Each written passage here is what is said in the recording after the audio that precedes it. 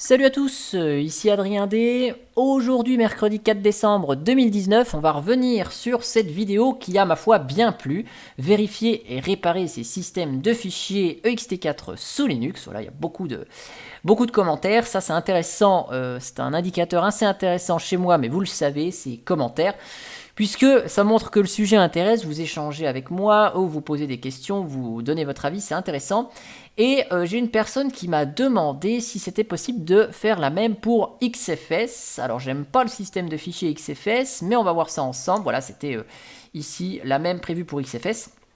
Donc j'ai dit que je vais noter et on va voir ensemble cela. Et même pour la petite info, on va même se payer le luxe de faire du NTFS, comme ça vous allez voir comment on fait pour réparer les systèmes de fichiers NTFS. De la même manière, ça peut vous servir peut-être même plus que XFS si vous n'avez pas de Windows sous la main.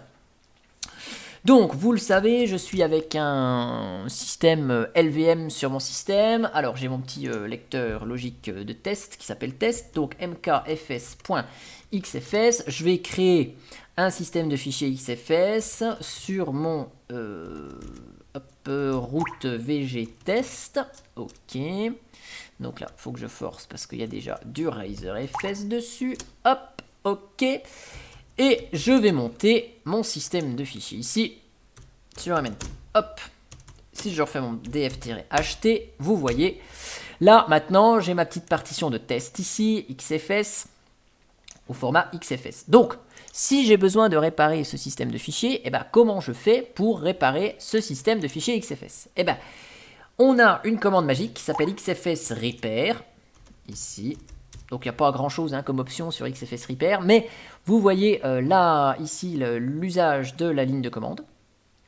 Et donc vous mettez XFS Repair et vous mettez le nom du périphérique à utiliser. Donc ici, on va faire un XFS Repair, dev, mapper, route VG, test. Si vous avez une partition classique, dev SDA, dev SDB3 par exemple, vous mettez dev SDB3, le nom du périphérique. Et vous validez, paf. Donc là, il nous dispute un petit peu, puisqu'il nous dit qu'on a un système de fichiers monté et qu'il est en lecture, écriture. Donc, il ne peut rien faire. Donc, bien sûr, il faut démonter la partition et on fait la vérification. Donc là, pareil, c'est super rapide. Pourquoi? Parce qu'elle fait 1 petit giga, ma partition. LVS, là, j'ai 1 giga, donc c'est pas grand-chose. Du coup, la vérification elle est assez rapide et on voit bien les différentes phases, phase 1, phase 2, phase 3, phase 4, phase 5, phase 6, phase 7.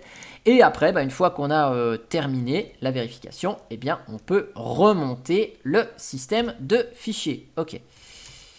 Et là, on a notre système de fichiers qui est remonté et qui est réparé.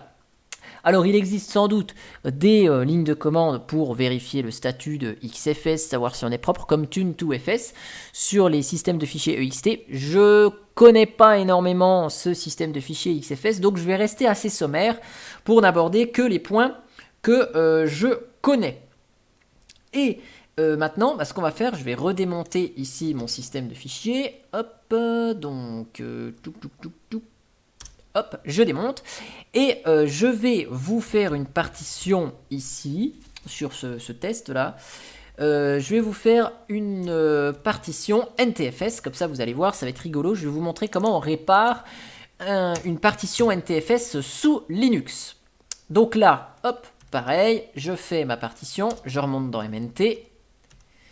Et là, j'ai ma partition NTFS. Donc là, il y a marqué Fuse BLK. Pourquoi c'est écrit Fuse BLK? Parce que c'est le NTFS, c'est un système de fichiers qu'on appelle Fuse, et BLK pour bloc.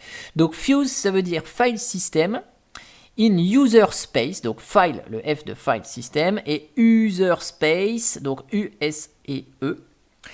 Donc en fait, ce système de fichiers, ce système entre guillemets, ça permet de pouvoir accéder à un système de fichiers sans privilèges spéciaux et c'est assez pratique aussi quand on a des systèmes de fichiers qui ne sont pas supportés nativement dans le noyau Linux comme NTFS par exemple. Donc là c'est pour ça que vous voyez fuse BLK, mais avec la commande mount on a sans doute peut-être un petit peu plus de détails, non même pas, on sait juste que c'est du fuse block. C'est tout, mais c'est du NTFS, vous avez vu, je l'ai formaté juste devant vos yeux. Alors maintenant, vous allez me dire, bah tiens, comment on fait par exemple pour réparer fsck.ntfs, est-ce que ça existe? Non, ça n'existe pas. On n'a même pas de fsck.fuse. Autant le fsck.fat, le fat ici est supporté, le vfat est supporté, mais pas le NTFS. Donc sachez que pour avoir tous les outils et pouvoir gérer NTFS, il vous faut installer NTFS 3G. Donc soit c'est NTFS 3G tout attaché, soit c'est NTFS-3G, ça dépend des distributions Linux. En principe, ce NTFS 3G, il est installé par défaut dans la plupart des distributions Linux. Et donc, pour réparer un système de fichiers, c'est comme sous Windows, hein, le système de fichiers doit être démonté. Et la commande, elle s'appelle NTFS fix. NTFS fix ici, donc vous mettez NTFS fix et vous mettez le chemin de votre périphérique, donc dev sdb1, dev ce que vous voulez. Et de la même manière, vous devez démonter le système de fichiers ici. Donc je démonte mon point de montage MNT, je fais le NTFS fix ici. Donc là, on voit, c'est assez rapide également, mais il procède ici à la vérification, donc c'est l'équivalent du check disk ici, et il fait vraiment des opérations sur les tables de partition MFT, enfin sur les MFT. Donc là, il n'y a pas de souci, et vous voyez, il gère les choses qui sont vraiment propres au système de fichiers NTFS, et après, on peut remonter notre système de fichiers, hop, et voilà, et notre système de fichiers, il est remonté, il est fonctionnel, et il a été vérifier. Voilà. Eh bien, j'espère que ce petit complément d'information vous aura plu. Donc, désolé de ne pas aller vraiment plus en détail avec XFS, hein, notamment pour voir quand est-ce que ça a été vérifié la dernière fois. Je ne connais pas les outils XFS. Si vous avez une bonne documentation sur les commandes de base XFS, c'est la bienvenue, elle est la bienvenue, puisque ici, tout ce que je vous montre dans l'article, je vous remettrai le lien vers l'article Linux Tricks ici, qui est assez complet, mais vous retrouvez donc les commandes ici sur XT4 que j'ai fait, sur XFS, donc j'ai mis quelques commandes qui sont assez basiques, donc là le FSCK XFS, faudra que je le supprime. Il me semble que cette commande fonctionne sur CentOS, mais j'ai mis XFS Repair en premier parce que j'ai un doute sur celle-ci, enfin l'article il date d'un petit moment ici, et puis pour les infos, si on avait XFS Info, mais on n'a peut-être pas trop d'informations qui sont fournies par cette utilitaire. Voilà.